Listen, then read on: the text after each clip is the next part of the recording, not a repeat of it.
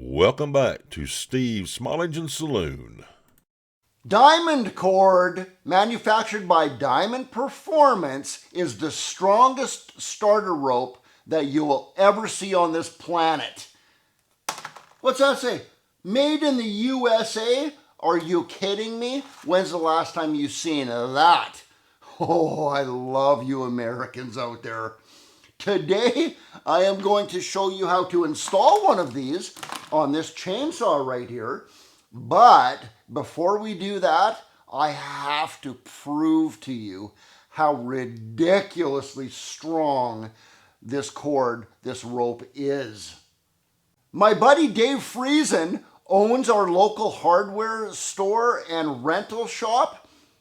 He has an 800-pound compactor and an engine hoist. And we are going to try two ropes here today, and we're going to try to lift that compactor up and see which one works and which one doesn't. You think you know which one of those is going to work and which one's not? You're wrong. First, we're going to try this thick rope right here. I'm not going to throw this company under the bus. It's Diamondcord's competitor, one of the major competitors. It's blue and black. Most of you know what that is. I'm not going to say their name out loud. That's not what we're here for. That would be very unprofessional. And then we're going to try to lift up that 800-pound compactor with that. Check this out right now. So this is the number 6 Stens rope. This is the same diameter cord that you would use on a pressure washer, a big pressure washer, 11 horsepower to 13 horsepower, something like that.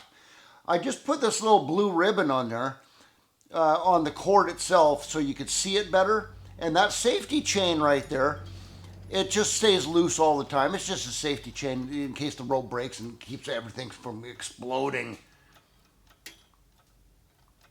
And boom! That thing broke. It didn't even try to pick that compactor up. It broke that right, snapped it right in half. That's crazy. Now we're going to try this thin little number 3 diamond cord out. Watch this. This is the same diameter cord that you would put on a little weed eater or a tiny little chainsaw. Half the size, half of the diameter of that number 6 Stens rope. Wow.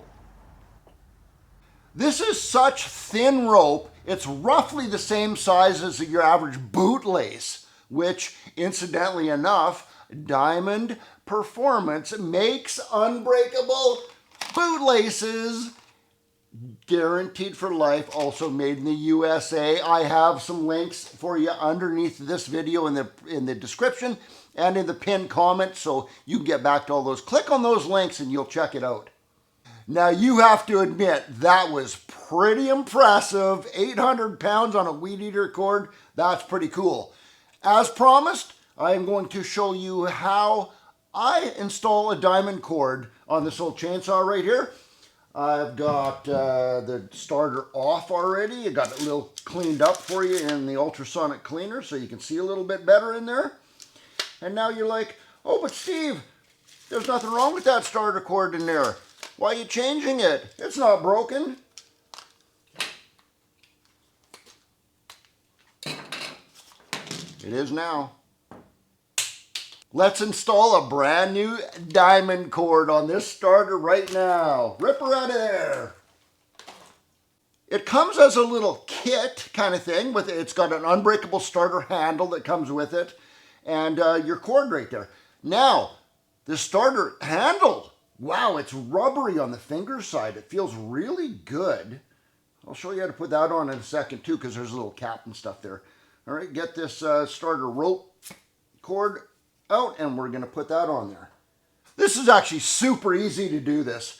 You take one end of that starter rope, that cord right there, put it through the eyelet in the housing itself, right where it comes out. And then on the inside there's a hole in the spool itself. And you just line that up and push that starter cord through there. And now on that end, you have to tie a knot.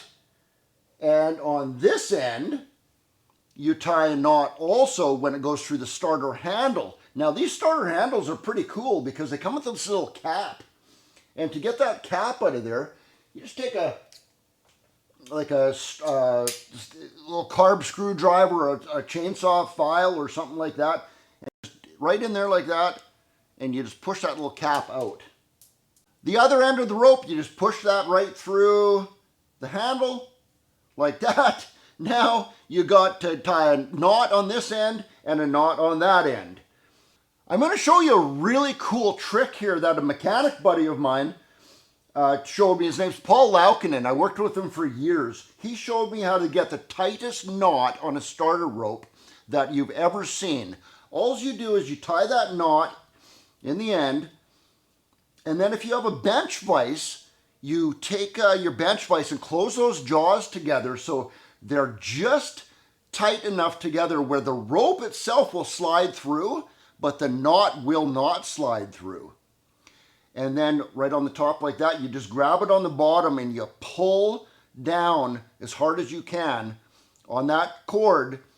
Did you see how that knot just scrunched right up tight? You won't get a tighter knot than that. Now, Diamond Performance, the manufacturer who makes this, I believe they do recommend putting a little drop of super glue or crazy glue or something like that on that knot. And I think that's actually a really good idea. I've used a lot of this Diamondcord, and I've never used the super glue before because I tighten it up like I just showed you. I've never had one come loose on me. But yeah, if you got some crazy glue or super glue around, why not? Now you got your two knots tied in the end like that. And put that back in like that. And that little cap that you pushed off, you can pop that right back in there. You don't need that little cap there. It's just kind of a nice little cosmetic thing on there. Other side like that, pull it right down into that spool where it should be. And now, there you go. This isn't doing anything. You have to wind the spring up now. On this particular model right here, you can actually wind it around first before you actually even start tightening the spring.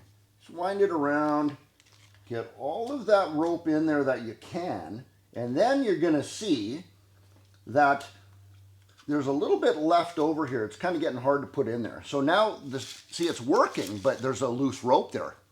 You just take a little bit of that starter rope out like that, and then you spin the spool around like this without letting go of the rope. And now what that did is it put one wind on the spring, but it's not taking up any more rope. And then you go like this and see, oh, now it came in a little bit more, right? And let's do one more wrap on there. One more tensioning of the spring. Like that, and boom, look at that. That's a beautiful thing. Check that out.